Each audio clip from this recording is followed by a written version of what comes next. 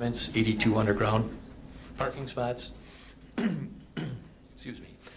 The group is proposing to purchase the land for $400,000 and is requesting roughly $2.5 million in TIF assistance for the project. The project would be constructed. I think the proposal had indicated that they were going to do 2 buildings starting in 2022 and then the 3rd building in 2023. The developers indicated since that they would start all 3 buildings in 2022 with an attempt to have all 3 buildings done by 2023, but I'll allow them to clarify that with you when they speak later on. The other proposal came from the Vagut Odie Riveron Group, a Wausau-based developer that had developed the River Life Apartments. It's a 3-story mixed-use building on all of Lot 6 and a portion of Lot 7. It's approximately $8 million construction value with 39 market rate apartments, 39 underground parking spaces, and a portion of first floor multi-tenant commercial space. The group is requesting to purchase the land for $165,000 and is also asking for $688,000 in tax incremental finance participation from the city. Again, both of the developers are here tonight. They've submitted some additional materials which were in your packet, updated, more detailed architectural renderings. Both of them have prepared presentations as well that of some information and materials that were not in the packet, and I hope you give them the opportunity here to come up and speak. I think they have some other people with them. Each of the developers, I think, does this evening as well to speak on their proposal. Okay, thank you, Sean. Before we open it up to the audience to come up, I'd like to entertain any comments or questions from the committee. Alder Rasmussen. Thank you. I just would like us, as each presenter presents, if we could maintain some time after each one, because I have questions for both of them. And so if they could remain at the podium, I've got a couple questions and a couple comments on each plan before we go to closed. Sure. I mean, I would say that when the proposers come up to speak, it's more along the lines of presentation. And, you know, anybody else, it would be more along the lines of public comment, Right. which would be more the 3-minute, Yep. basic rule. I just Okay. figured rather than drag them back and forth, if they could just remain, Sure. we'll take care of whatever questions we all have, and then, Mhm. okay. Okay. Anybody else on the committee have anything preliminarily to say? Seeing none? Good. All right. I would open it up then. Would Mitch's group want to come up and give us a presentation or an update? Either way. Come on up. Sure.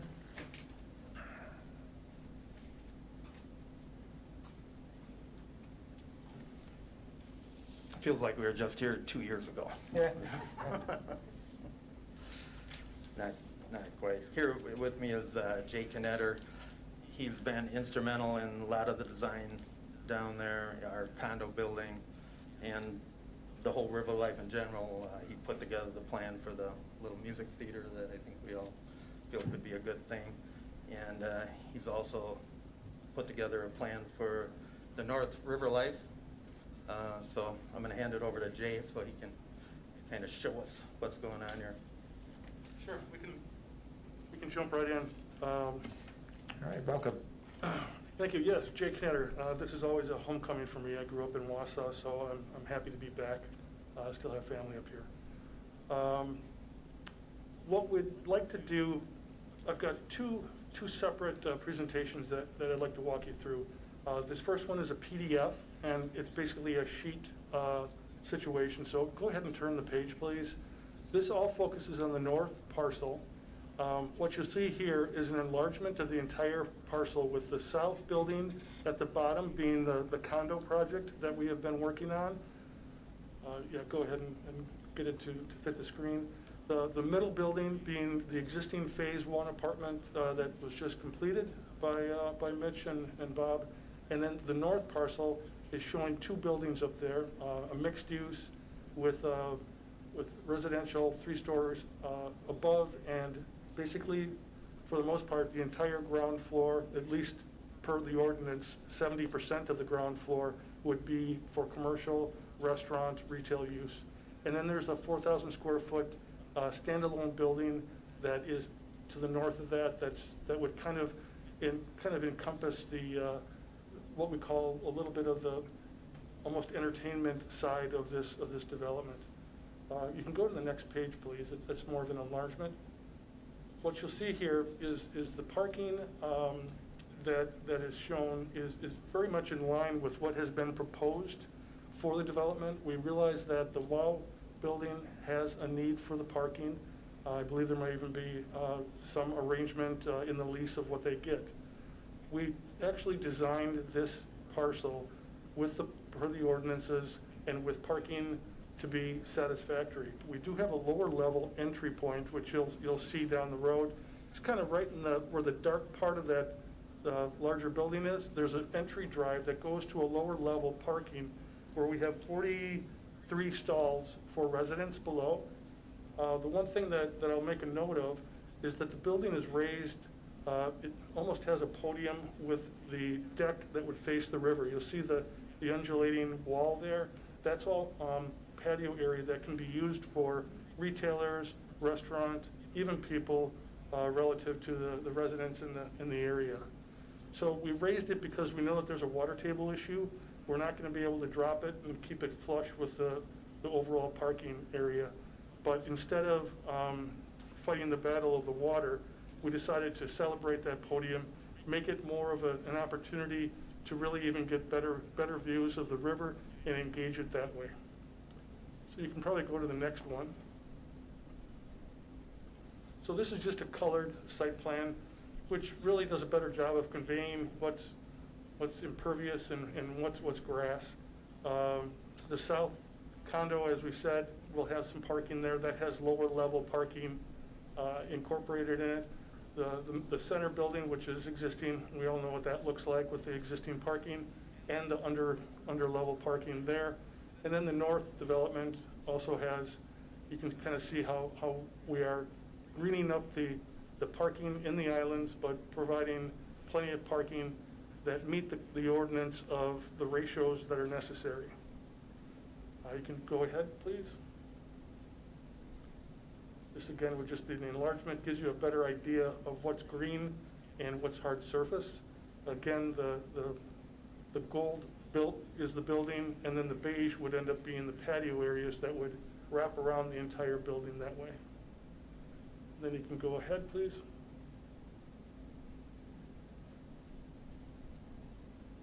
And then these are a couple of perspective views that are showing how the building works. I'm going to move rather quickly through this because the next part of the presentation is an animation of the entire development, which we believe is going to probably be a little bit more powerful as we go through, even though, well, I'll give you a caveat before we start that. So these are the different views, seeing how the building would be contextual within the development. It is really hard to see that the ground floor is essentially can be, for the most part, a glass opportunity for us to celebrate the businesses that would be going into that lower level. You can go ahead to the next one, please. We can talk about building materials, but we're looking at a combination of hardy plank, looking at we're not looking to use metal panel, but there'll be variations within maintenance-free systems that would work there. And I apologize, the lower level is not showing very well to show the glass in there, but you'll see that on the animation. So you see the 3 stories with the ground floor. Again, a minimum of 70% would be commercial use. And then you can kind of see the garage door a little bit on the right, kind of in the center there, where that would have a ramp down to the lower level, right in there. Yes, exactly. This is from the parking lot. Yeah, this is the parking lot side, so this would be the east facade that you're seeing as you would enter the development. Excuse me, it appears that it's a 4-story building, whereas I thought I had heard it'd be 3-story, but. It's 3-story residential And above. then the 1-story of the commercial. Correct. Okay. So it technically is a 4-story building that also has lower level parking. So, I didn't know if you noticed in the last letter, but we thought we could with this size building, we upped our unit size. You know, it was a combination of 1 and 2 bedrooms. But, Yeah, we're essentially getting right in the 55 unit number count at this point. And I guess, you know, just to go back, right now we do have the 43 underground, 178 would be the surface parking. And when you total that, in addition to potential River Drive on-street parking, we do meet the code, and we probably have a few more extra. So you can go to the next one, please.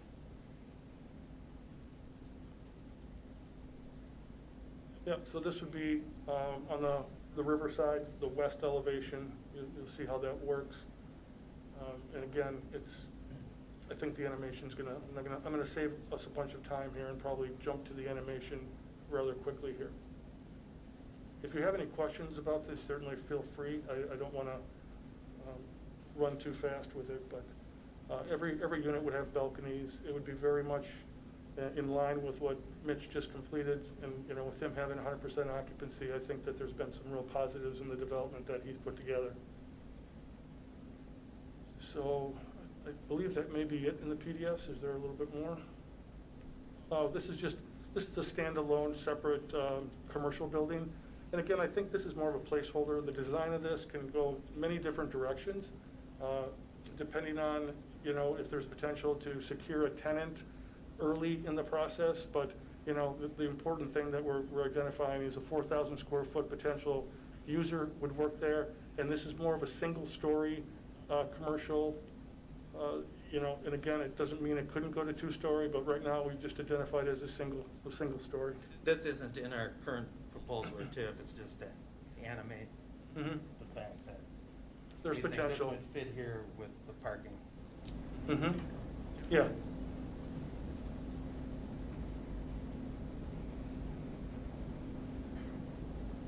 So why don't you, I think that might be the last one. Is that the last sheet? It is. Okay, so there's another file in there, and I'm gonna preface this by, we put a lot of, this is, you know, in our world, we kind of put it together quickly. So this animation does get you around the entire riverfront site.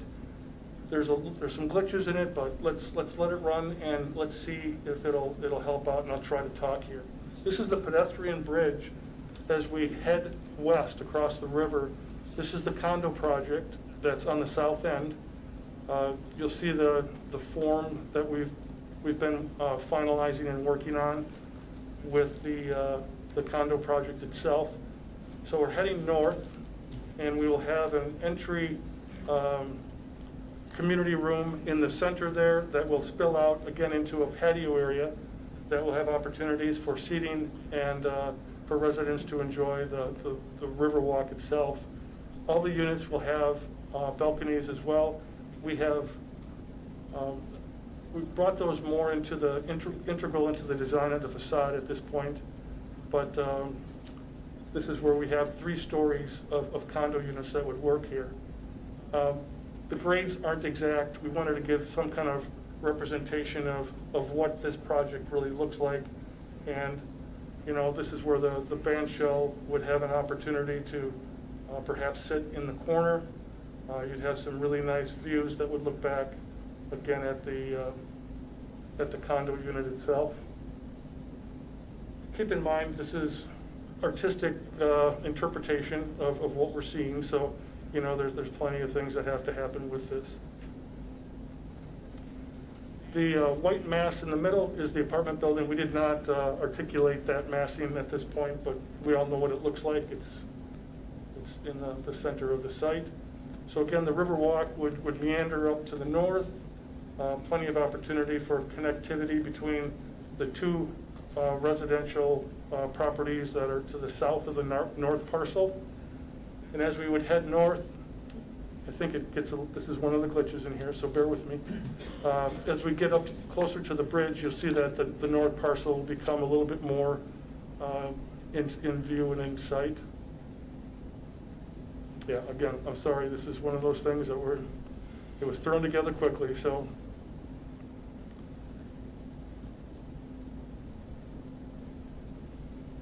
It's about my jogging pace. Yeah.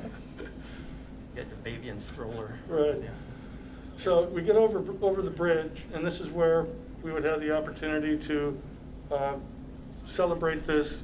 Now you can see the glass base a little bit more. And again, there may be some more opaqueness within that, but there's opportunity for that to have, and here another glitch went through the wall, but you can see that that podium is roughly 6 feet above the grade, and it would give still very nice vistas. We're able to form a really nice walkthrough for pedestrians to be able to still park their car on the in the east lot and feel comfortable either going to the commercial that would be in the larger residential or into this standalone here. And again, that's more or less a placeholder there. And so you'll see that there would be steps coming up. We'll obviously have to have some ramping to be able to get to this condition. But when we looked at this, we are looking at it as a can it be built type of thing today, and that's why it made sense to raise the building. So you can get a better handle again of the I guess the overall composition that we're looking to do with the balconies and the play on materials.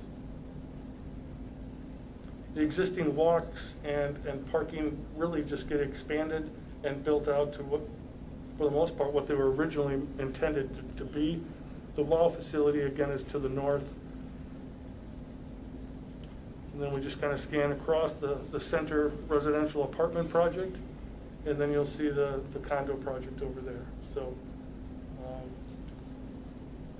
that is really about it. As we continue, you'll see we go back to the condo project, but I don't think I think enough was probably shown. You'll be able to see the very front door of the condo project as we turn the corner here too.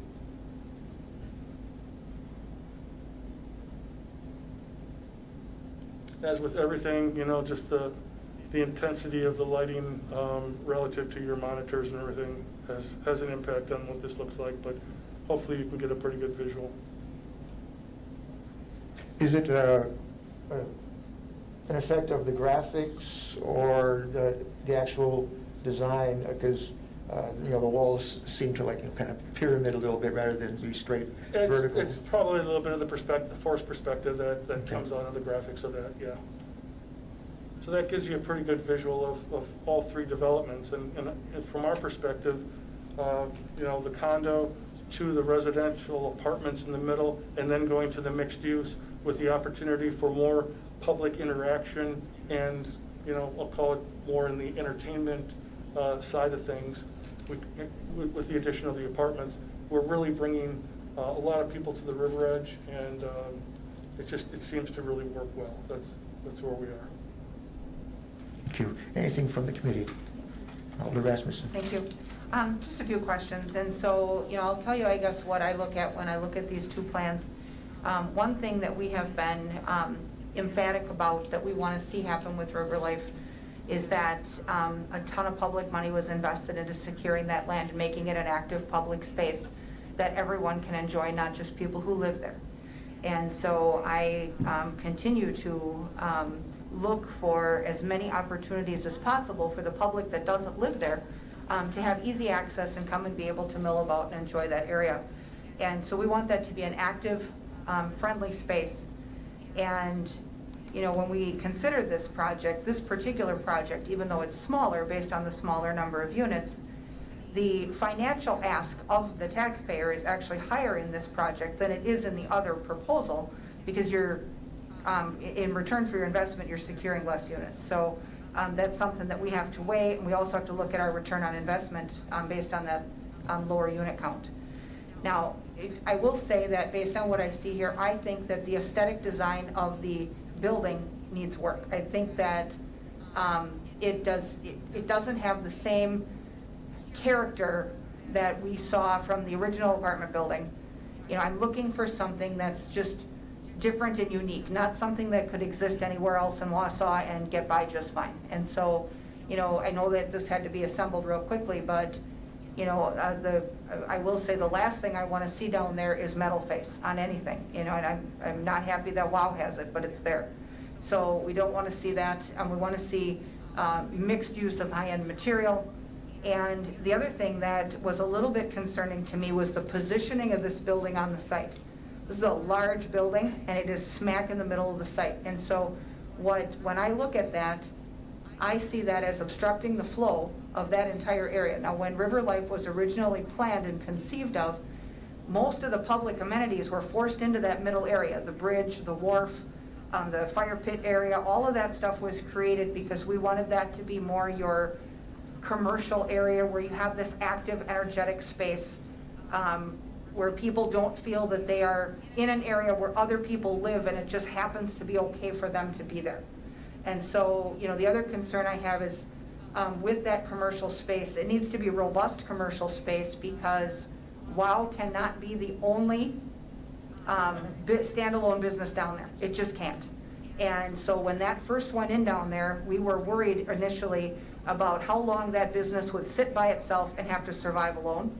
And so if the commercial that comes in is just, coffee shops and hair salons to support the apartments that people live in, that area is not going to achieve its true potential.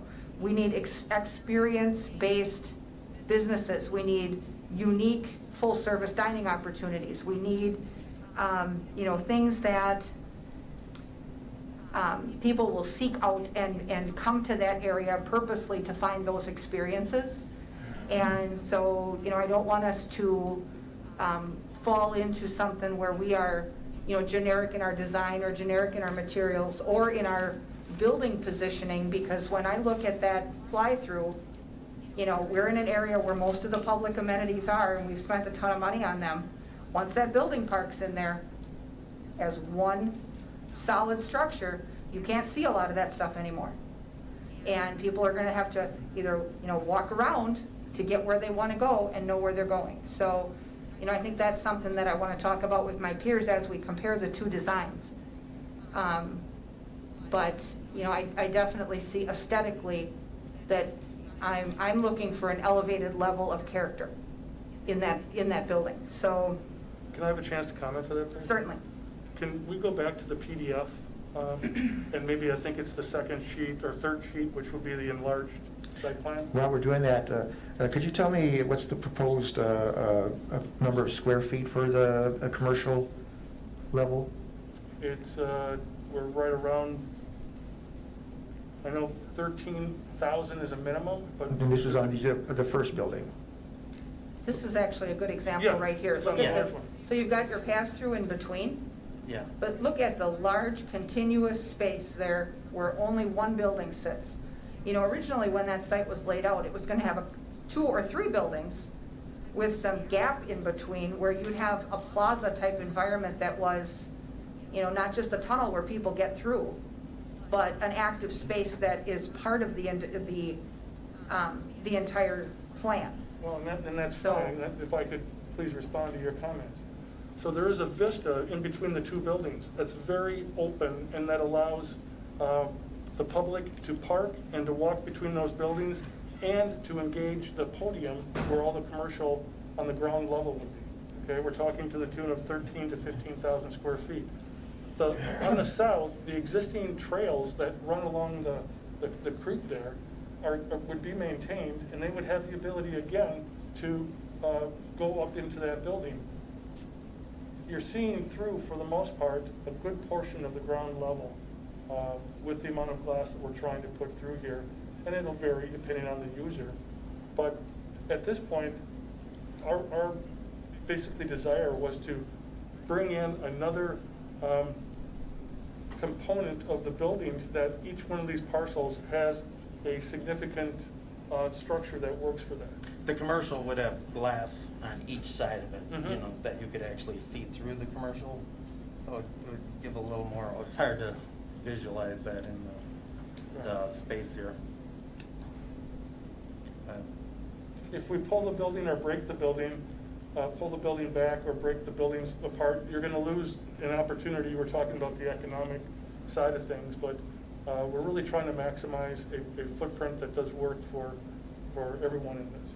And Lisa, to your point, I think we are looking at a restaurant and, not just a hair salon, exactly what you Okay. were talking about. I think we're on same page here on that. We were just thinking the other commercial building, we could potentially go to office, but the last year after coronavirus, how much empty space, office space we have in Wausau, it's really hard to just say, hey, let's throw some more office space down there when we don't know how the economy is going to shake out in the next Right. couple of years here and stuff like The only thing that I would bring up is that we have to be cautious and thoughtful in, what plan we select, if any, because riverfront property in general terms is a waning commodity for us, and when it's gone, it's gone. And so if we are in a hurry to build up this whole thing just to generate tax base out of it, whatever you put in there is in there regardless of who you pick. Whatever you put in there is in there for 50 years and so, or more.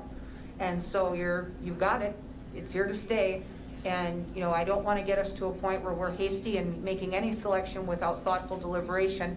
And that's what I want to talk about in closed session, because when you get to that point, you may find that we look back on this entire process and wish we had waited or done something different or chose differently. And I don't want us to have those afterthoughts. So, I want us to really thoughtfully talk through the designs. Corleen O'Malley was going to say a few things, if that's all right. Sure. She was part of the original France Madrovic that had laid out the lots as you're talking about. They contacted Pfefferly, and since we've, enlisted Pfefferly to manage the apartments, and she's down there every day, and I think nobody has a better grasp of what's really going on down there than Corleen, so we were going to have her put a few comments in. Lisa, exactly what you were saying is bringing the community in. That's really what our goal is also. And your comment about being thoughtful and being deliberate on what we are going to be putting in this area, it's going to be here for forever. It's not going to ever go away. And I agree that it needs to have that mixed use component and draw in the community, because that is community space. Right now, all those parking lots on nice days and especially on weekends, they're jammed with community members, with our people that live in Wausau, and which is wonderful, because what we're developing along that strip is exactly what the community is embracing. They're coming and they're partaking. So with the design of the retail on that first floor, it's a lot like what the original design was, with all of the the glass, and you can have a center pass-through area that is a common space that draws people through, and then you go off left and right to the other retailers. So I think there's a lot of opportunity in that big building to incorporate our community members. And I really like this design, or the whole layout, because to your point is that we are accommodating our parking requirements. We don't want to bring in so many residential occupants where there is no place to park. If we have 150 apartments, just imagine that times 1.5 versus, and that density is just way too much for that area. And I think it does not fulfill what our original goal was for that whole area. So the proposal was to purchase all 3 lots to incorporate? No, the parking? proposal is just the one lot to start with. We were Lot there? we were just putting a depiction of the commercial lot, Okay. on the top, But but- over here, we have parking space, which is also another developable lot. Yeah, we were suggesting that would probably be part of the city's parking lot for all the people of Wausau to use, that we need that extra parking down there for, So that's an extension of a parking lot that you would want us to build that's not there today? correct. Yeah. Okay. Yeah. Yeah, because with the occupants that we have down there now with WOW and, in River Life, and we have our own little parking area and we stay within that. With just WOW and our community, we're busting at the seams with just the 170 parking spaces that we currently have. There's the 45 and the 50 and then the 75 that are on the street. Well, and if you'll recall, a few years ago, we had an architect that sat on our council that was emphatic about the fact that there is no greater waste of real estate than blacktop surface parking. And so we also have to be careful with how much of that we allow on land that is a highly sought-after commodity, so. Right. Alder McElhenney. Thank you. That is exactly what I was going to talk about. None of your parking is underground. I thought you had said something when it was talked about underground, but you No, don't have. we have, Yeah, Jake there's- can, There's 43 stalls underneath the Underneath the building footprint. It's underground parking. Okay, and that will For the be residents. for the residents. Correct. And the rest of the rest of the parking, are you figuring that you're gonna need that much parking for 13,000 square feet of, really, of commercial? Well, if you do the math on the amount of residents, commercial, the WOW facility, and you go by your ordinance, this is basically what is required from a parking standpoint. we have Mike from, we hired REI to do a parking study before we put this proposal in. And maybe you could just reiterate a little bit on how you came to this conclusion. Yeah, so the WOW building has a max capacity of 900 people. Ordinance says that you need one stall per 5. You start to do the math. So these parking lots that are here in combination with the 70 stalls on River Drive accommodate the standalone retail, the mixed use, and the WOW building. When you add it all up, it comes to about 20 excess stalls compared to the code. For the community, yeah. Yeah, and I have one more question. You talked about community members being able to pass through, but that is, I mean, are you, I'm not quite understanding what you're saying. Are you talking about from the parking lot passing through to what? To the Riverwalk? Is that what it, I mean, to the river, I mean. To the it- Riverwalk or to the patio that we have, that's basically the base of the larger building development, yes. It's a podium that would act as a outdoor patio setting, however you'd Outdoor- like to see. Outdoor patio setting for who? Whom?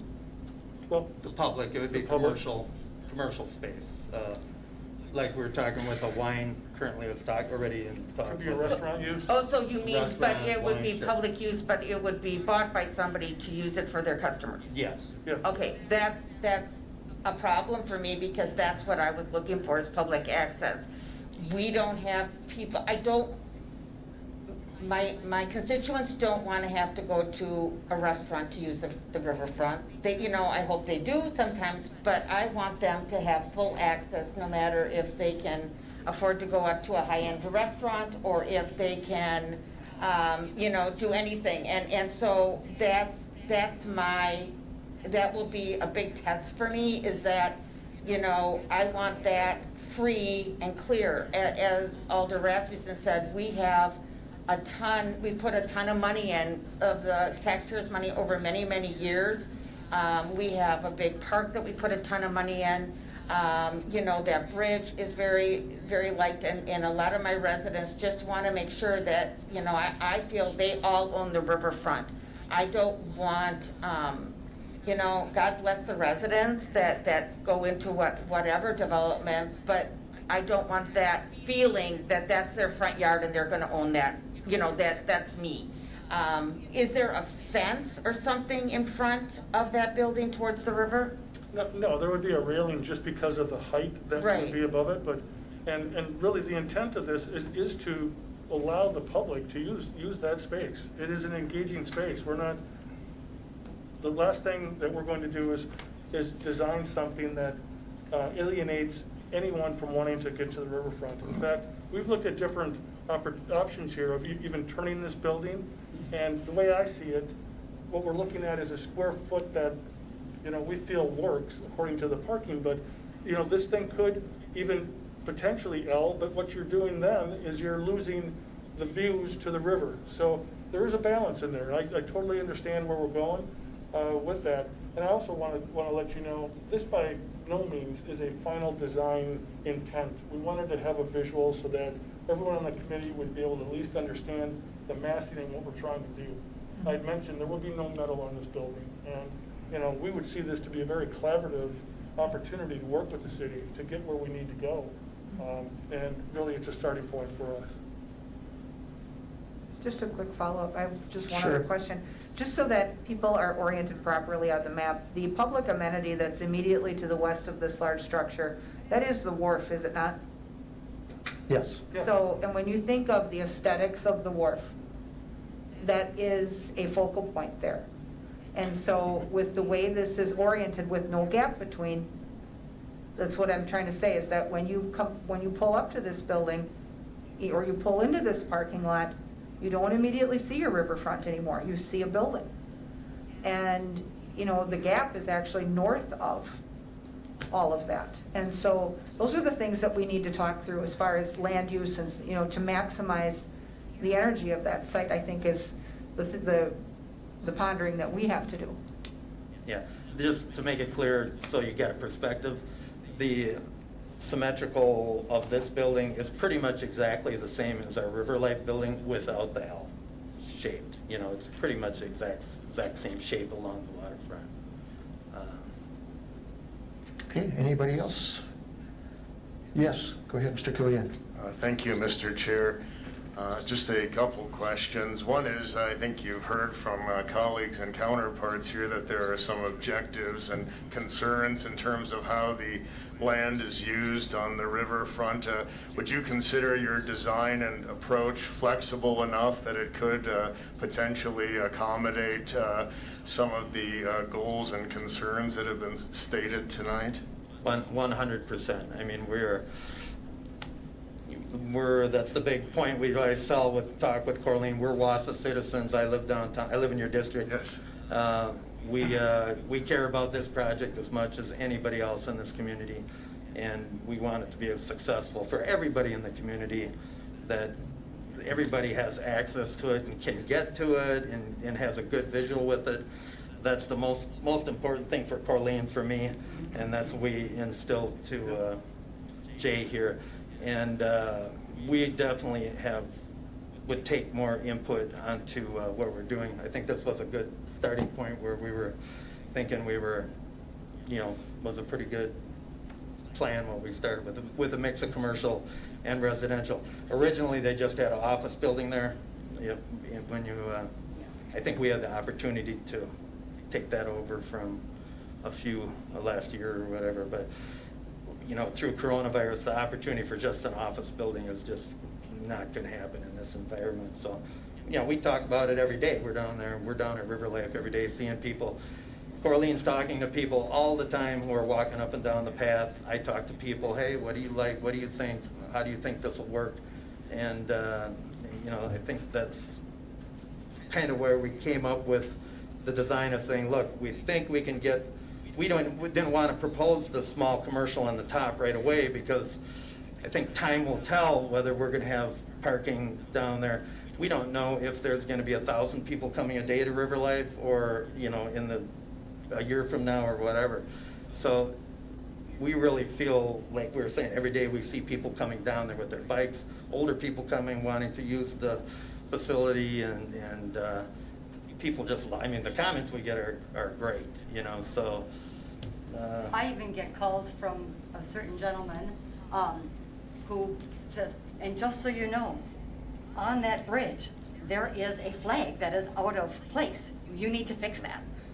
So, it's interesting. They sort of relate to us as the owners of down there. Yeah. And it's really, and for us, it's a pride element.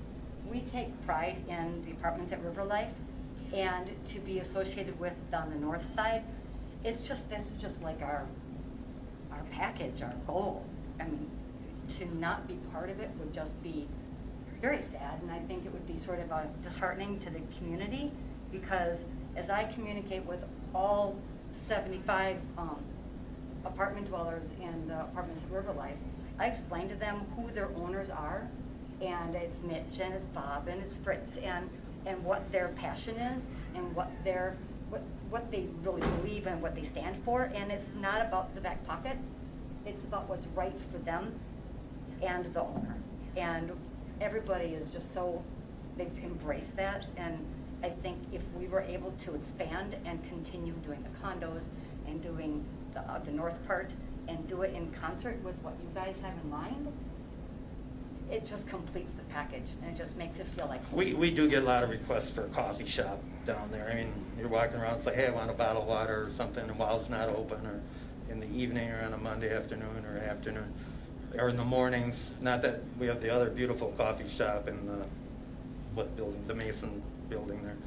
They're doing a great job too, but I think, you know, certain things like that, we get a pretty good pulse on what we think should be done at River Life. And like she's talking about not wanting to line our pockets, we wouldn't just put a tenant in for the sake of a tenant, to be honest. I think we would want to vet and work with the city with whatever we could to make sure that everything is right for what that property is down there. And then my second question or comment ties into some of the things you just mentioned. I mean, your team has a track record on the riverfront. I think it took over what would politely be characterized as a disaster and turned it into, I believe, a successful completed project. Were you on schedule in the first project when you completed? Was everything completed up to specs? Yeah, if you notice, we started in the dead of winter, you know, which was, you know, part of our time frame got pushed back because we just had some design concerns, which we changed, and so from when we started in November and December, think about it, we were taking tenants in August. And if you look at any other of the major buildings built around here, I think for all the brick we put on, stone, and how beautiful this building is, we were quality, and we did it on time. And Corleen will tell you, there's nothing in that, well, the mayor was just down there, I don't know what her opinion was, but what did you think of it? She's like, yeah. But we didn't cut any corners. It's a beautiful building, and I laugh at the guys from Channel 7 when they said we had, what kind of grills do we have? Traegers. Traeger grills. He's like, you have Traeger grills out there. You know, it's like for our tenants, it's like we try not to. We're not skimping, everything's quality, and sometimes Mitch doesn't like it so much because I'm always spending money, but you have to do quality, and Just a follow-up, are we expecting that the units in this 39-unit building would rent about the same price point as the first Phase 1 apartments? Yeah. And are we looking at the same fits and finishes in them? Yeah, we're definitely looking at all granite countertops and total same fits and finishes. Okay. I want to make a comment about what Mr. Killian said. Were we on time? Well, COVID really killed us. We were hoping to be ready for occupancies in June or July, and we had tenants that were ready to move in, and they had to sort of make some arrangements to put that off until August.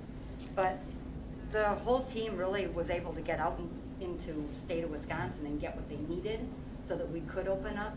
But we had 21 pre-leased apartments that moved in August 1st. And I think that says a lot. And from August to March, in 7 months, we got to 100% occupancy. And it's a lot about the location, but it's a lot about who the family is and what the property really, you know, feels like. Thank you for that information. Okay. Well, thank you so much. I'm sorry? Go ahead. Just a quick couple questions for clarification here. I introduced the project as 39 units and 3 stories. You presented, I want to make sure it's 55 units? Yes, and we were looking at the 4th okay. story. And now we always could go back down to that, but we weren't Okay. asking for additional TIF or anything. Okay, well, that was a question. Yeah. Is one the value Yeah, of the the project? value would Will the go va- up. Do you have an estimate on what the value? It would probably be at least another $2 million. Okay, but the TIF request would remain? We'll stick with the same TIF request. Okay. But, Okay, and then to clarify, the second building to the north is not part of the proposal at this point? that is not part of the Okay. proposal. I All think right. that would be addressed, you know, I guess if we would find a tenant or whatever, somebody found a tenant, wanted a builder, or we would address it at that time. But right now, we don't, Corleen at Beverly doesn't have any tenants in mind. So you can't really just, we could propose it, but the reality is we have to lease the property up first. Well, and one of the things that I was telling Mitch and Bob and Fritz, a couple years ago is because of all the debacle that we had with the first development and it fell all apart. He said, we really need to just sit tight and prove to the community of Wausau that the apartments at River Life is gonna work. And you're gonna do it, and you're gonna do it right, and it's gonna be that place where everybody's gonna wanna live. And we've proven that, and we've gone that far. And so I think right now we're ready to take that next step. It's hard for you guys to imagine. We were turned down by 10 banks saying, you guys are crazy, and investors that said, said you guys are crazy, look at this foundation that's falling over. And, we're lucky enough that, everything worked out in the end, but prior to, like you're saying, it was a pretty ugly situation down there. And now we're just thankful we proved it. Yep, we're thankful that we had the opportunity, and hopefully we can have another one moving forward. So, yeah. Well, thank you. Sean, for everybody and for me, can you point out on this illustration here where lots 6, 7, and 8 are situated? Certainly, I mean, it would be an approximation. Yeah. But, lot 6 is roughly about this area. It lines up with the center, the edge of, and then, I'm sorry, I guess lot 7 would be here. Lot 7, lot 6 have a center area that lines up with the middle of the wharf area. And then there's a lot 8 that's roughly this green area that's over in here. Okay. All right. Anything else from the committee? All right. Thanks a lot. I appreciate it. Thank you. I've enjoyed, our partnership thus far on phase 1, phase 2. Looking forward to getting rolling this summer. Yeah. All righty. Thanks. Thank you. Thank you. All right, at this point, I'd like to welcome representatives from the Wall group to come on up and kind of do your thing for us, and then we'll try and be gentle on you, too. Well, thank you. I'm Terrence Wall. This is Jennifer Jones, the architect, and Nick Patterson, our project manager. And if you can't hear me, just let me know. Speak up. Tell me to speak up. So you've got... That'll allow you to Oh, good. move this forward at your leisure when you're ready to come to I have an indicator light. Let's see here. the Is that gonna? Yep. Yeah, there we go. Okay, great. Thank you. So we're gonna kind of go back and forth with our presentation on the slides. I thought we would kind of review some of the developments that we've done in other communities. My company specializes in redevelopments of downtowns and riverfront districts in the downtown areas of communities around the state. This is a large development in the Park Street neighborhood, which was a challenged neighborhood. We came in with a building before this one across the street and then built this one. Since then, this has been the catalyst for very significant redevelopment of the entire district, resulting in probably over $100 million of new tax base since we pioneered and were the catalyst for that district. This is a building, Solaris on Main in Neenah. Neenah has a tremendous downtown.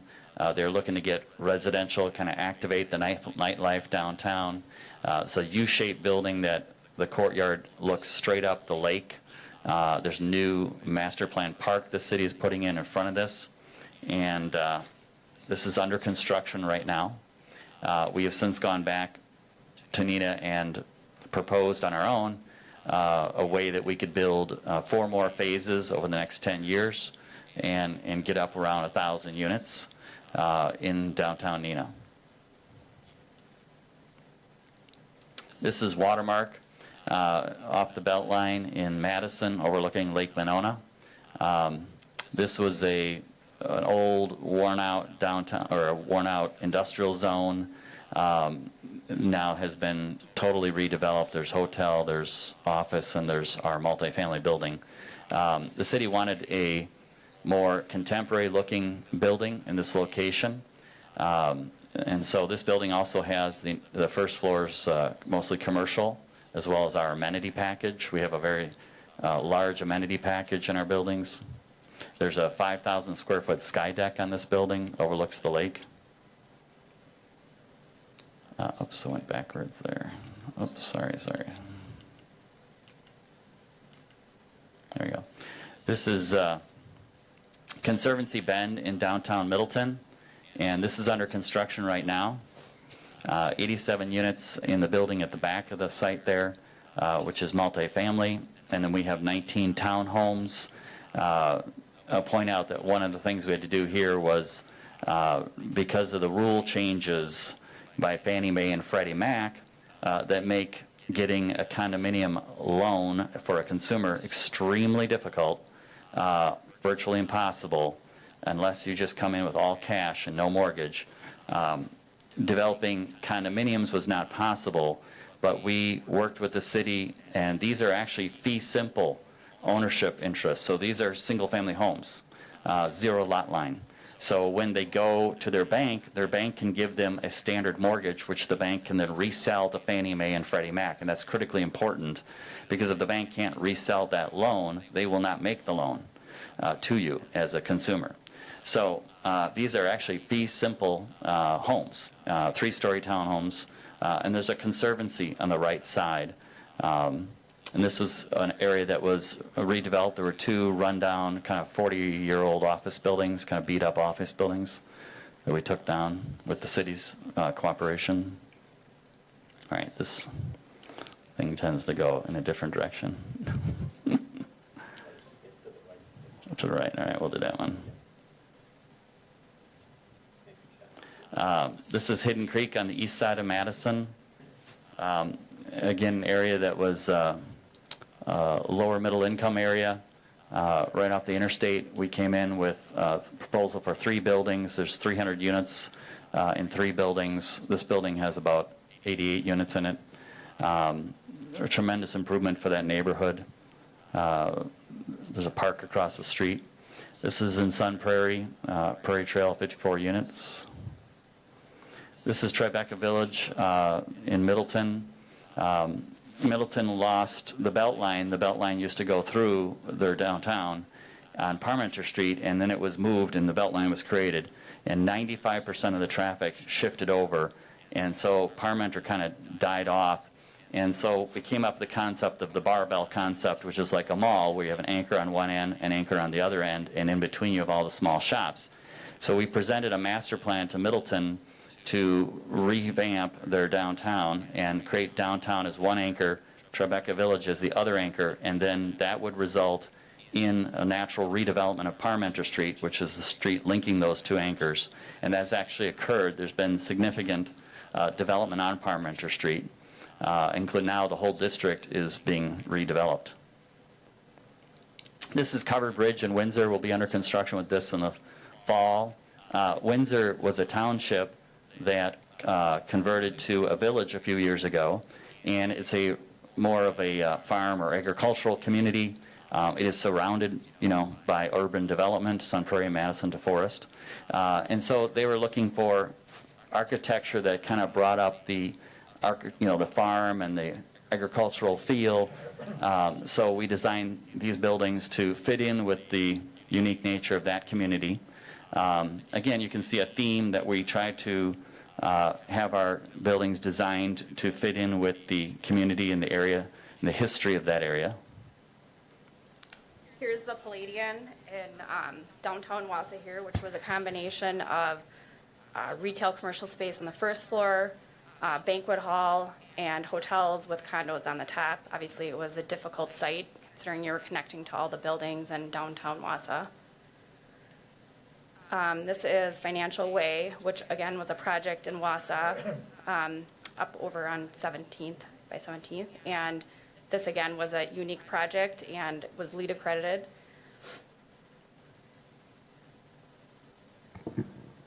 This is a town square that we have created in downtown Middleton. Middleton lacked a focal point, something you have created here with River Life.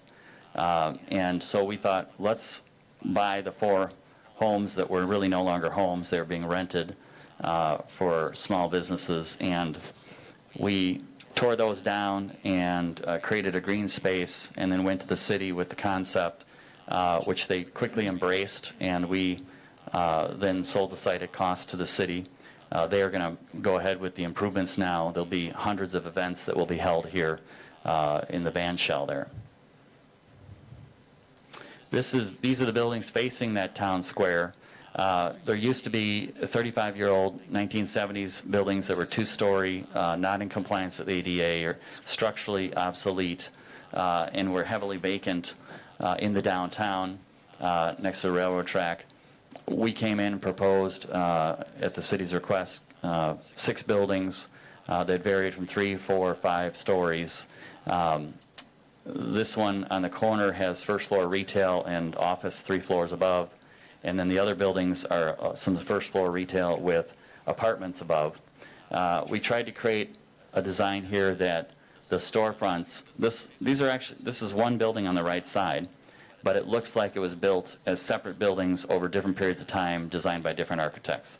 And that's how small towns and towns in Wisconsin developed over time, right? Small buildings got built and designed at different periods of time. And so even though it's one building, there's different storefronts and different building facades to give it that small town, downtown flavor. This is another public-private partnership that we did with Green Bay. Green Bay's regional downtown mall was failing. They asked us to come in and develop a plan for them, which we did. We came up with a 3-office building plan with a little town outdoor space, town square. And once we did that, they actually used our plan, and they captured Schreiber Foods, and Schreiber built their headquarters here. You see one of the buildings. And then across the street, we built City Deck Landing, which is, this is the backside from the bridge over the Fox River. This building had a 50% rent gap. When you go look at the market, the rents in the marketplace were 50% less than what we need to get. We closed a lot of that with TIF and Freeland and WEDC environmental grant, and then we closed the rest with higher than market rents. We have brought in over $10 million to disposable income to the area. These residents now support the shops.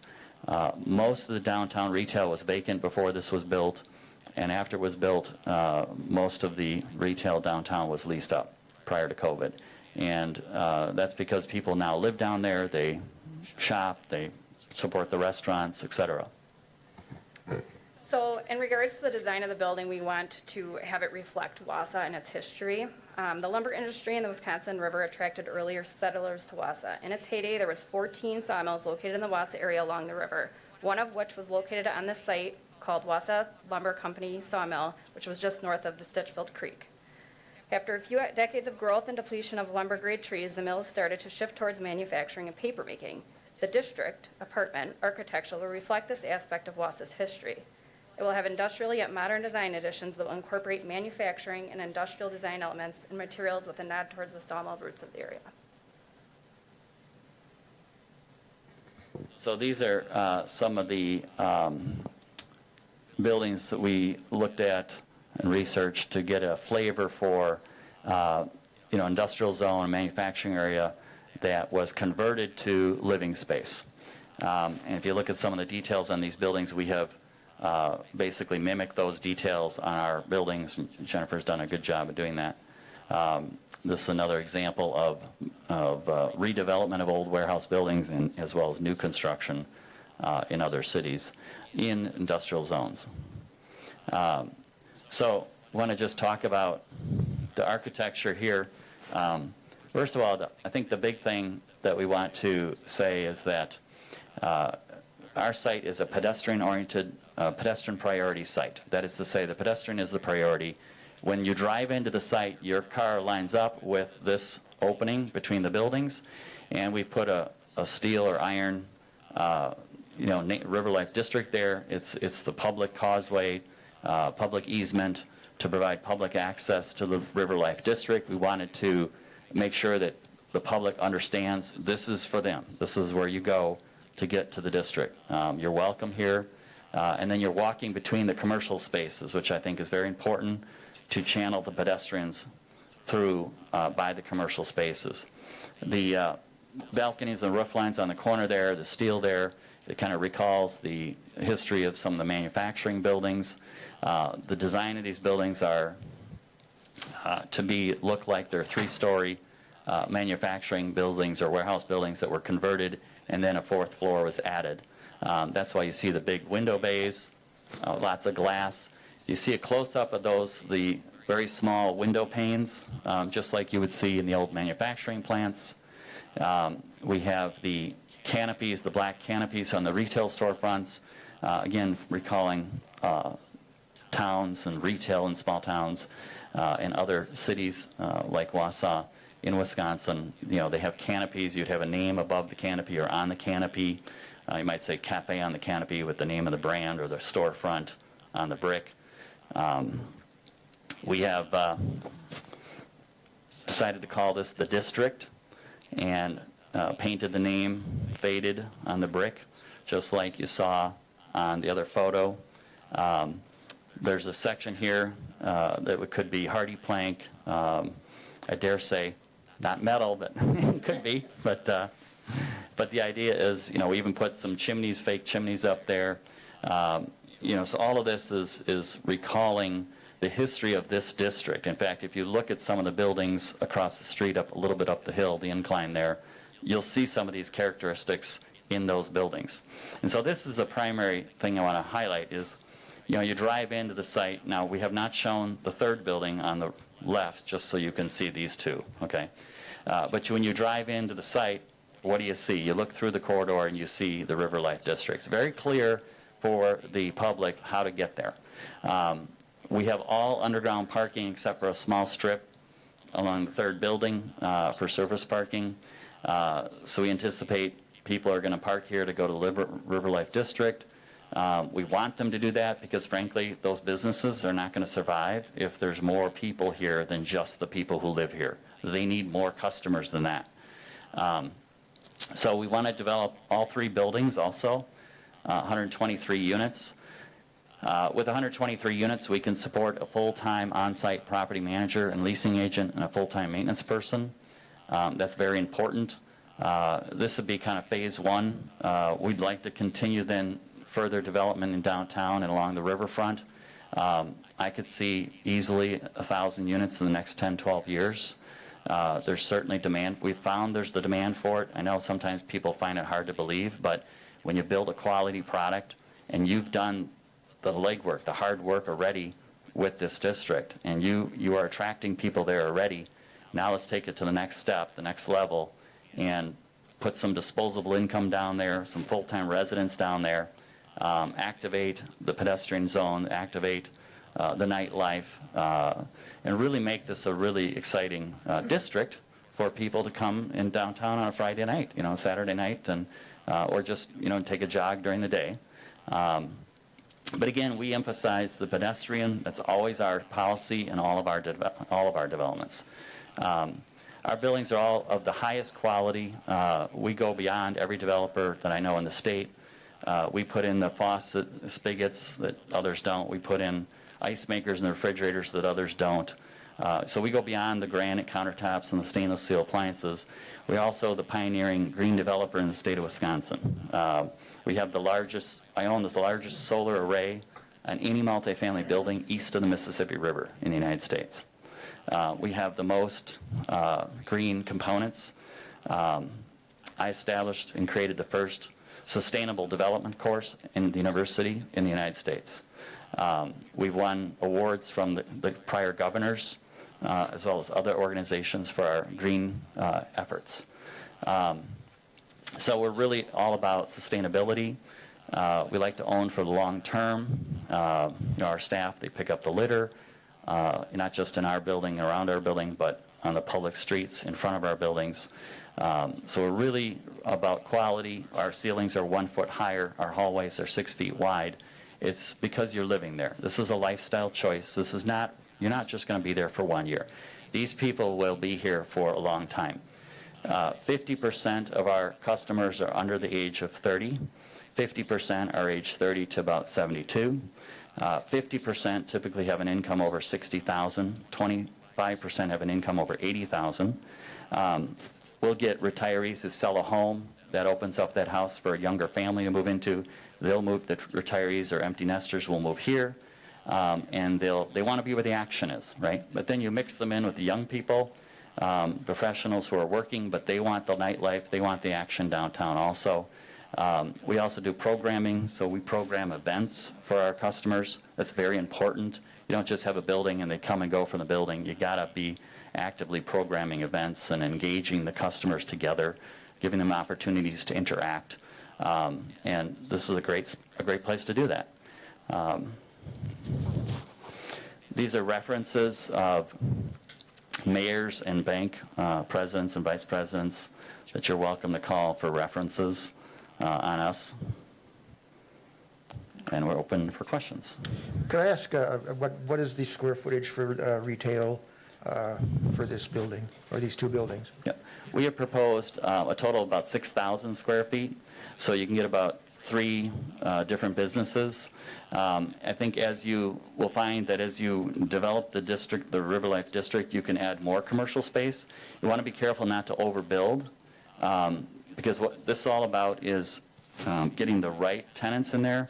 At Middleton Center, for example, when COVID hit, we didn't just say, hey, come on in here, cash store, or some of what I call in the retail trade, it's Class A, B, and C tenants. And we didn't go for the Class B or C tenant. We held out for the right tenants, you know, clothing stores in Middleton Center, restaurants, cafes, coffee shops, a fitness center, you know, it's a third-party operator, businesses that would bring more people to the downtown area. And that'll be the challenge here, is getting people to come down here. You got to find the right business to open up there. You're going to have to support them. Quite honestly, the retail is a loss leader. We're not going to, you know, we're going to lose money on those. We'll never be able to charge enough rent to cover the cost of the building for those spaces. So you got to be able to charge a rent that is sustainable for the retailer. And what you do is you get the right business, you sit down with them, okay, what's your budget? Kind of back into a rent that would work for them and be sustainable. And obviously trying to get the right combination of retail or restaurant or cafe in there, I think, is key. But this is just a starting point. You know, I think you're going to be able to add more commercial space as more development occurs. There's a typical ratio, you know, of commercial space that can be supported by the number of population within a certain certain area. Obviously, that has not been proven yet, and that's what we have to do. We have to prove that to be true, and then that'll open up the box for others to. It'll be the catalyst, right, for more demand, more people to do that. And that's what we found happen in other communities that we've developed in. We're the pioneer. We got to open up the door, and then others will come. And you've got all the components, because you do have the parking there. You know, you've got people coming down there already. But now we got to select the right mix, if you will call it that. Thanks. Well, we haven't seen, you know, on this design, an elevation from the west side. Could you talk about, you know, that breezeway, you know, does that come out like, is that kind of like ramp down to the grade of the river walk? Or is it step down? Are you above the river walk? And what's that west elevation going to incorporate? Well, we're hoping that we can grade that down and you wouldn't have to have steps. Well, obviously it's very important for me as a developer to have it at grade, and then also for the ADA. I mean, if you have steps, you got to have a ramp somewhere. So it's better to have the grade be level, you know, or no more than an ADA allowable ramp. But the idea is you want to see it when you drive in, you know where to go, get out of your car, you walk over there, you're welcome to come through there, and we'll say, you know, public welcome or whatever, it's a public easement. And then they'll walk under that archway, maybe they'll stop at the commercial space, they'll go out to the River Life District, enjoy whatever they're going to do. Our Riverside just flows right into the Riverside District. We don't have a wall or anything. It's just very a natural, open feel. It's all part of the same space. I think that's important. for the public, that you're not walled off and you're part of that, community there, that everybody's together. And frankly, I think that's what attracts people is, that you're interacting with people. That's what we found. It's not about separating our buildings. It's about making sure they're connected, and it's just seamless in terms of the pedestrian flow, Okay, thank you. Committee, Alder Rasmussen? Thank you. Just a couple of questions. Now, one observation I had with your original site plan, at least from the overhead view, obviously proposes 3 buildings. Are you still looking at a phased construction schedule where they would go up over a period of a couple years? We were looking at that previously with COVID and everything, but now that everything's opened up, as we quite some time ago had told the city that we would develop it, I'll call it all at once, but it'll be back to back. So you start one building and all the contractors and subs get in there and do the work, and then 3 or 4 weeks later, they move to the second building, and then 3 or 4 weeks later, they move to the third building. Okay. So it'd be open in phases, but over about a 3-month period. Sure. In all 1 year, and then I can bring in my have full-time local staff that we Okay. hire locally. The separation between the two, where a person can see and access the wharf area between, is what I was talking about in our review of the other plan. The other thing that I saw about this plan that caught my eye was that the third building on Lot 8, which is closer to River Drive North, does screen the visual of some of that parking. The parking isn't the first thing you see when you drive down the street. I mean, aesthetically, the last thing I want to see is surface parking when I'm driving through there or walking through there. So I do like the way the layout is and the way it's gapped, and I do like the fact that the commercial is a bit clustered. So you don't have to go to the end of one building to find something and the end of another for. So I do like that. I also observed, based on your reverse TID ask, that the ask per unit, based on the yield from these buildings, is actually smaller, proportionately smaller. Have you, I guess, talked to us a little bit about your vision for what those commercial occupancies would be? I know you talked about, Class A tenants, but, in terms of, an experience that people will seek out, what are you looking at there? Yes. I would view these as, you want to get something that's going to draw people downtown. It's going to be local. I mean, you're not going to, we don't want a national franchise. Right. You want something local, and I'll call it quirky, that causes people to come downtown, want to go to that store. It's unique, maybe one of them's a cafe, coffee shop, and maybe one of them's some kind of retail. We will scour, Wausau for anybody who wants to open a second business or relocate or something else. It's just about getting it to be unique. Like Middleton Center, we have unique, one-of-a-kind women's and men's clothing stores, very unique restaurant cafe or beer cafe restaurant, a very unique fitness center it's run by an operator. He was on, which show was he on? Bachelor or something, yeah. I didn't know that till my daughter told me. One other follow-up So question. unique, yeah. Unique is actually Yeah. the word I was looking for. The other thing that caught my ear when we were talking with you in our last meeting, we had you on WebEx, you were talking about your experience with building near the water and your experience in the Madison area with what happens when that water level starts to rise. And so I guess talk to us in a little more detail about what set your project apart in terms of not having the issues that other projects had down there. Sure. It is always a challenge, right? You want to, like in Peloton, we were able to, we did raise the building out of the water table because it was only a matter of going up a foot or two. Once you start going up 3, 4, 5 feet, then you're losing that pedestrian connection. Then you're talking steps. You got to have ADA ramps. And it's just not the same. I've been leasing retail all my life. I started leasing retail in high school in It's on State Street in Madison. You got to have an easy flow of pedestrians. That's really, really important. And you got to have the right location for the doors and the openings. Even if you create it, like if you go down State Street, there's a little park there. If there's a gap there, they've done studies where half the people will stop at that park and turn around and go back because they think it's done. But no, there's another 2 blocks, of retail. So you want to make sure you have no gaps. You want to make sure people can see and then get to the retail quickly and easily. In terms of the water table and the riverfront. So we spent our whole lives, developing in different communities next to the water. Madison is a bowl. I don't know if people know that. It's a bowl ringed by hills, and it's a swamp, except for the Capitol sticks out on the isthmus. All the soils are bad, and every community we've been in, the soils are terrible. We've done buildings with geopilings, geopiers. We've done buildings with 100-foot deep pilings. At City Deck in Green Bay, we had to go 100-foot deep with hundreds of pilings. There were H pilings. So what we do is we develop a bathtub, and that's to keep the water out, not to keep the water in. So what's in is the cars. And you develop the bathtub, you seal that off, you have drainage tile, you have pumps, and you have an emergency backup generator. So there's a whole system involved in this to keep the water out, and if water gets in, to get it out. And when you're going to be next to a river like this, obviously when you're digging the hole, you got to do dewatering during construction. You have to do special shoring to make sure the site doesn't cave in.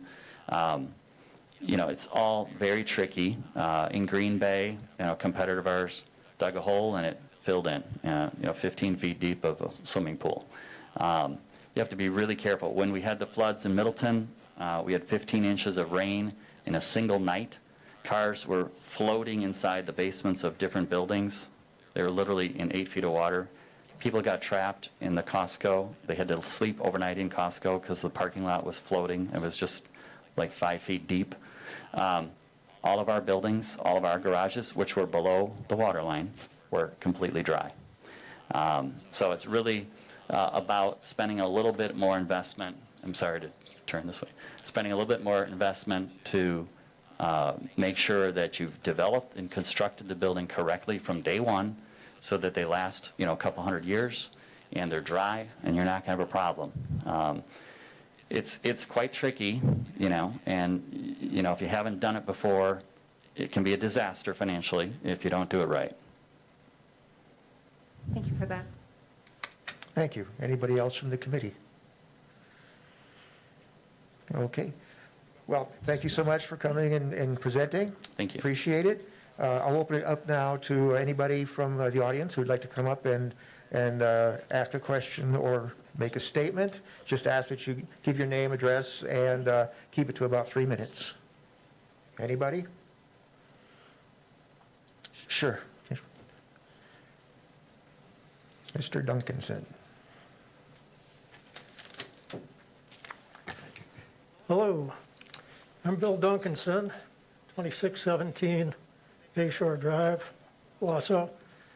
Actually, it's the town of Maine, or village of Maine. But the reason I'm here is I'm your former parks director. I was an employee of the city and the county for 32 years. And during that time, we've done a heck of a lot of development in the city. I'm here tonight because I've got some concerns about how river life is built out. I was a project team member for the entire length of the project up to my retiring 3 years ago. I actually bring more than just parks and recreation. I'm a landscape architect by profession. I spent 11 years working for the federal government prior to coming to Wausau, which is actually my hometown. And during that time, I did a lot of work in environmental assessment, large-scale land use planning. I also spent 5 years on the City of Gladstone, Michigan Plan Commission. So I do have a broader background that applies directly to our city and how we develop it and what opportunities there are. I'm heartened by questions that I'm hearing from the older people tonight that harken back to the original concepts for this project. Those of you who are new, I'm not sure how much chance you've had to really catch up on the original concepts. The southern third of the project was set up as residential, essentially south of Stinchfield Creek. The center third, if you will, from the creek up through Wausau was going to be a transition zone, commercial, retail, a place where more of the public could come and use the river. And the north end, as you know, is that crazy park that is one of a kind, that actually is a tourist attraction that brings people from communities all over. With this transitional change, the comfort level that the public has, at least what we wanted to have when we originally designed this, changes as you move through the site. The southern part by the residential, the public, that's sort of a pass-through. You do have the River's Edge Trail, you've got some aesthetics there, but as you get north of Stinchfield Creek, the concept was to make it a place that was comfortable for the people who work there, people who visited there, local residents, visitors from out of town. And I know now, residential has been added in. You've got a very tough decision to make as to whether you want to stay with some of those original concepts, what the market will allow these days, what the national economy is doing. But I guess I would have you think about the concept of what it's going to be like on that riverfront if you have a line of 4-story buildings south of the creek and north of the creek up to Wausau. What is the experience of the public going to be? Are they going to feel comfortable in that space? Are they even going to get sun in the morning, or are they going to be shaded by 4-story buildings? And a 4-story building is not a 4-story building. As you've heard, it depends on what you do with that lower parking level. What kind of technology you use to try and keep it low. But as you go up, if you put in 10-foot ceilings, over 4 stories of 10-foot ceilings, that's another 4 feet going up. Initially, that center area was not envisioned to have buildings over 3 stories. Try to keep it a more human scale.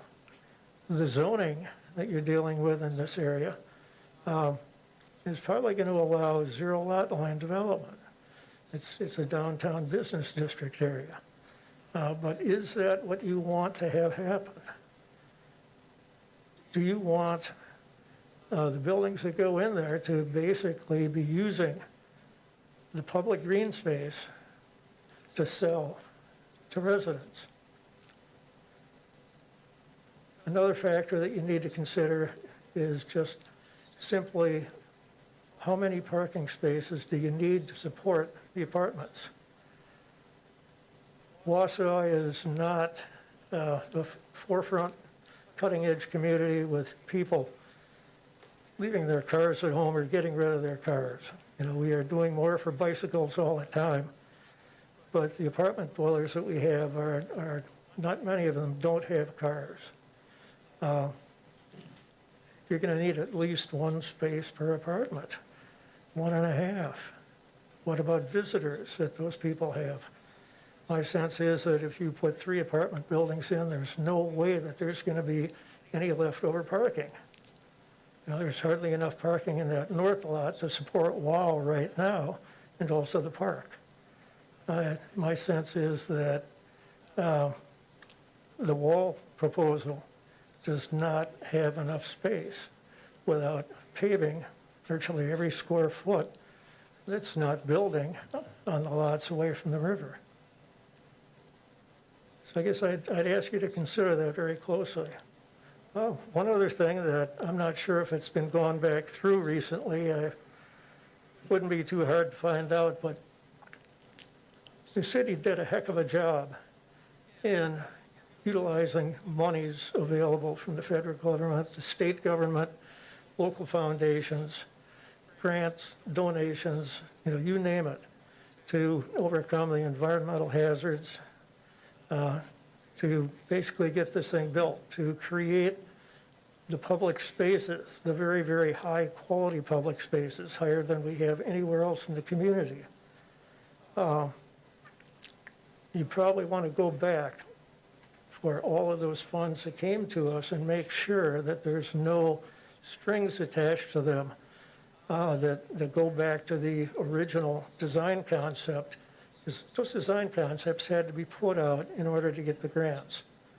So as you make your decisions, make sure you're not endangering yourself as you look at where those grant monies and donated monies came from.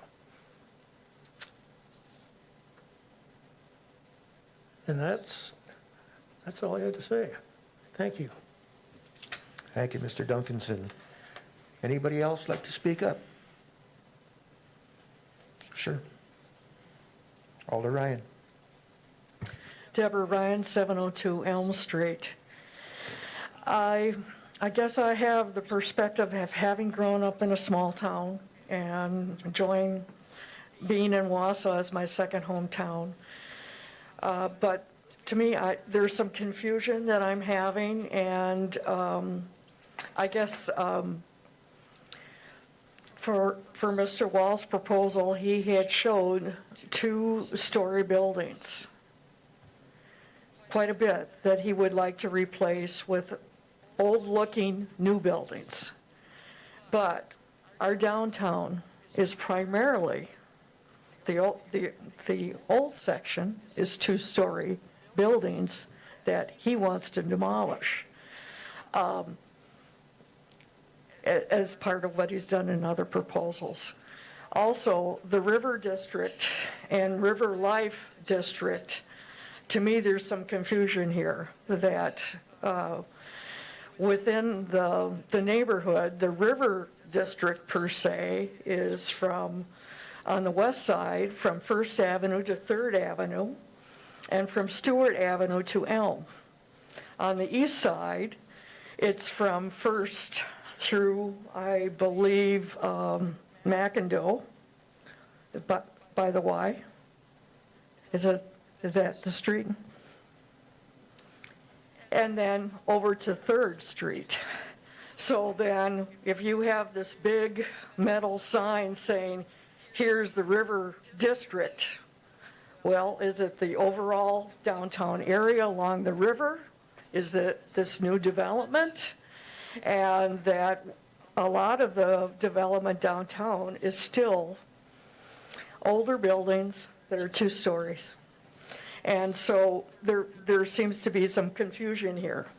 I also wanted to let you know, I talked to a resident recently, just in the last week, who had told me some new apartments in my area between 14th and 17th Avenue that were listed to go at $1,100 for a 1-bedroom with a 1-car stall underneath, and $1,300 for a 2-bedroom. Recently, a person that works in that area was able to rent the 1-bedroom for $850. Now, I was shocked. I just didn't think it was something that price was going to do and go down. But it's also in an area within 2 blocks of 2 different grocery stores and mini malls and such, so there's a lot of different shopping available. I also had lived in the Madison area for 3 years, from 2006 to 9, and remember going on Park Street and State Street where there was a lot of smaller 2-story buildings. And because of the student population at UW-Madison, I think there's over 40,000 students. During that period, a lot of the small 2-story older buildings were torn down to make high-rises to the sky, and at very expensive prices. But again, you're dealing with a major university, over 40,000 students, over 20,000 staff. And Dane County, income-wise, is way higher than our income is.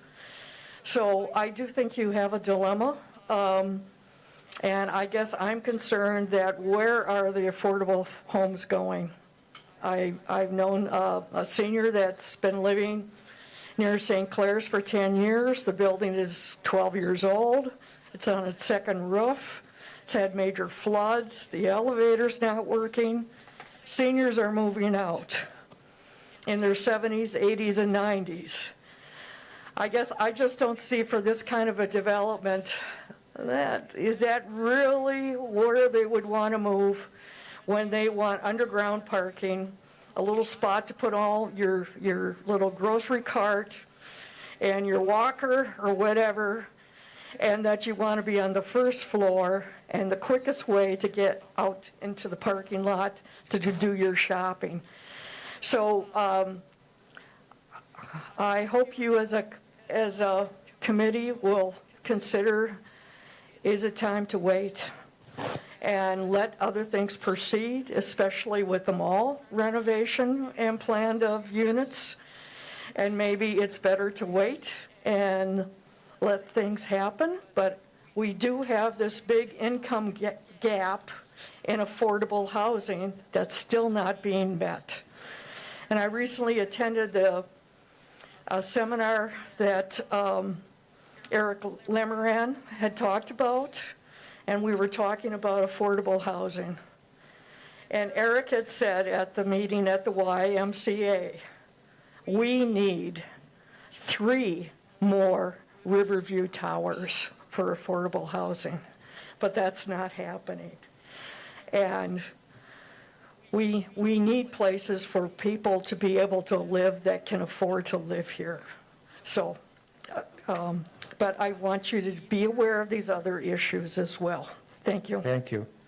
Just for clarification, the gateway, the proposed gateway sign does say River Life District, not River District, so not to confuse the two. I would like to also clarify, he's not tearing any buildings downtown. I don't know if that's what you meant, but I heard something about somebody wants to tear there's no buildings there now. No, I'm just referencing as part of this presentation before, in one of his projects, it was 2-story buildings that were old 2-story buildings, which we have a lot of that are retail, and then housing above. Okay, thanks. All right, thank you. Okay, anything else from the committee? Alder I guess Rasmussen. just a thought, something that I think we also need to ponder is that in connection with our partnership that's happening with the mall, we've spent an awful lot of time and effort to study the entire area, from Forest Street all the way to Athletic Park. You know, we're interested in this activation of this entire space. And, you know, I think one of the things that we need to look for in that is uniqueness, but synergies amongst all of it. Because I think what we're going to see happening there as things get moving near the mall site is that, you know, we're going to enter, I believe, a second wave of growth in Wausau, like what we saw between 2016 and 2020. You know, where there was something happening all the time that brought value. And, you know, post-pandemic, I think that we also are poised for another growth explosion. And I believe one of those studies that was conducted indicated that we had the market space to be able to absorb approximately 1,300 rental units. Now, obviously, of all different sizes. There's studios, 1-bedroom, 2-bedroom, 3-bedroom, whatever they are. I think that we should temper our fear of being overbuilt a little bit and really consider each project on its own merits and really look to where we want to be when all of these projects are complete, you know, within 5-6 years. So that's where I think we need to, we've done an awful lot of market studying, and I can't imagine that either of these presenters want to build something where they will have to reduce the price to rent it. I believe if they did not have confidence in the markets, either one of them, they wouldn't be proposing at all. Because nobody wants to build something and rent it at half price. So I think we need to contemplate that also in our deliberation. Okay, thank you.